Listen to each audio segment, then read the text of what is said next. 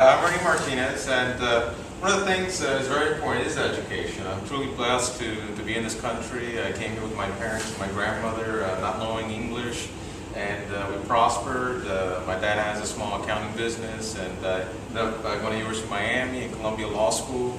I'm also a CPA with a master's in tax, and all this through our educational system. And one of the things we need to do is connect employment, education, and economic development. So what do we do to have our kids compete in the future with the Chinas and Indias of the world? Everything is getting advanced in terms of technology. One of the things that I propose is that we emphasize magnet programs, charter schools, have partnerships with private business in terms of Miami-Dade, all these different programs. Unfortunately, part of the cuts was that there was going to be a partnership with the in terms of a public school. There's going to be a model for Dade County in terms of that, like the Bronx School of Technology and Science. One of the things that I propose is to do that in terms of half of Dade County students, actually 45% or so, you might as well round up to half, don't graduate from high school. And how the state works is that they fund for everybody that's in the classroom. So not only do we need to educate them, keep them in school, give them the full advantages of our educational system, but also we need to get that funding.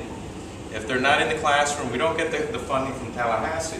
So we need to emphasize also career academies. Not everybody wants to go to college or study Shakespeare. There's a lot of things that we can do to advance our kids in terms of that. So we need to educate our workforce for the future, and thank you. All right. First, let me share with you that I've been walking a lot, and I've been with my finger on the pulse of the community, having visited several thousand homes so far. And what they share with me as far as top things that they'd like to see get done are pretty common throughout most of the districts here and a good portion of the state. The number one thing is jobs and economy. I'm a businessman, 28 years with a small business, a chiropractic business here in the community. I understand a lot about what it takes to make a business run, to have a business flourish.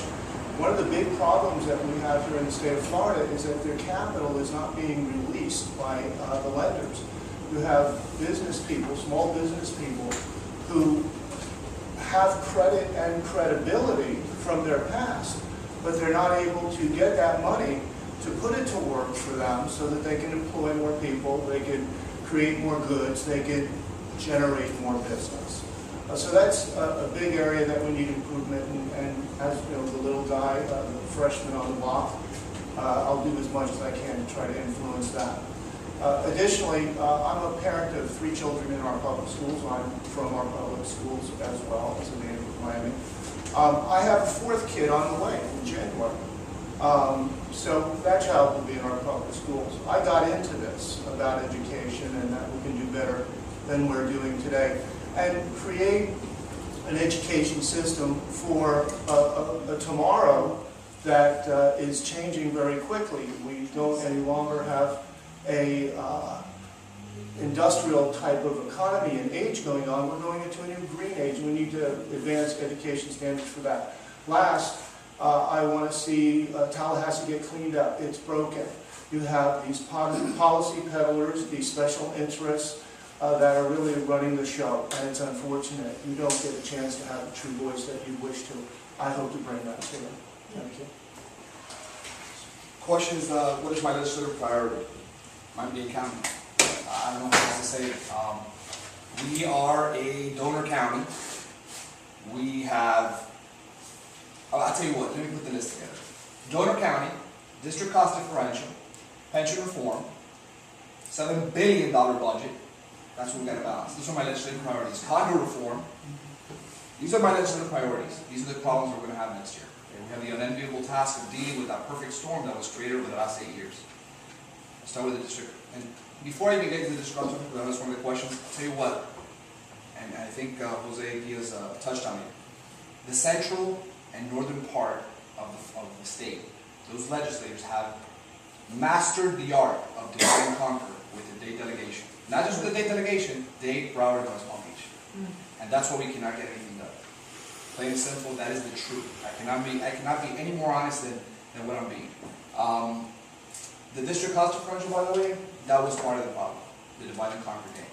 SB 6, see how the legislators that have now voted, see how it was split, and then see how Central and Northern Florida voted. It's very interesting when you look at those records. We need to fix that first. Okay, the balance of the balancing the budget. Essential services need to be put to the side. Everything else that is not deemed essential services is on the table for cutting. That's it. That's how it's going to have to be, because it's $7 billion. That's what it takes to run the school board for a year. Am I not? That's what it takes. $7 billion. So, ladies and gentlemen, we have a big problem. We have to elect people with intestinal fortitude that are going to go up there and have to play politics and play games. They're going to go up there to do a job, and that is to tell people up there no. Thank you very much for that round. I'd like to start the next round with Millie, if possible.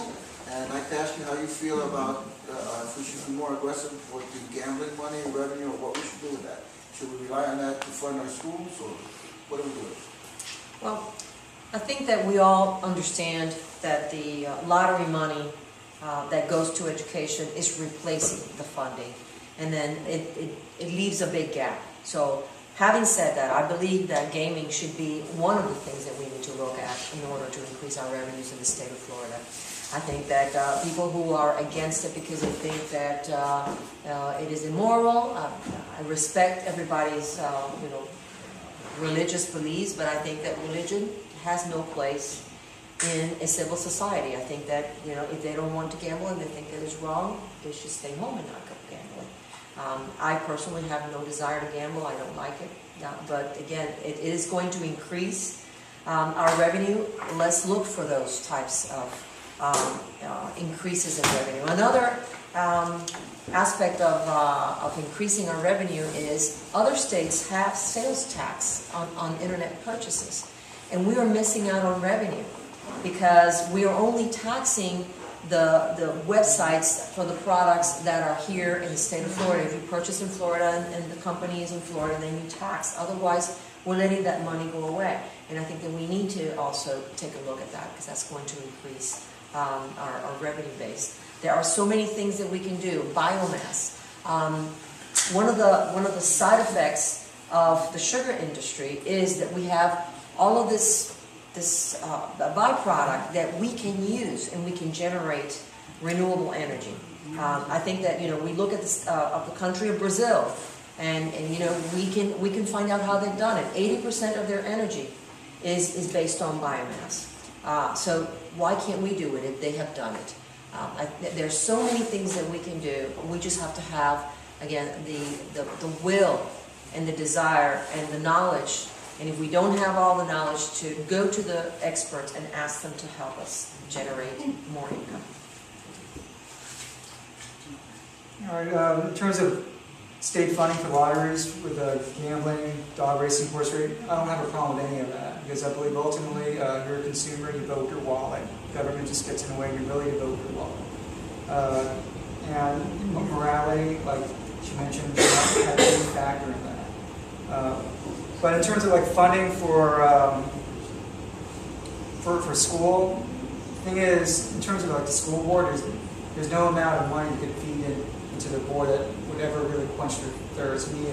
What we need to do is really audit the system, and do a financial audit, do a performance audit, because there's a lot of waste involved.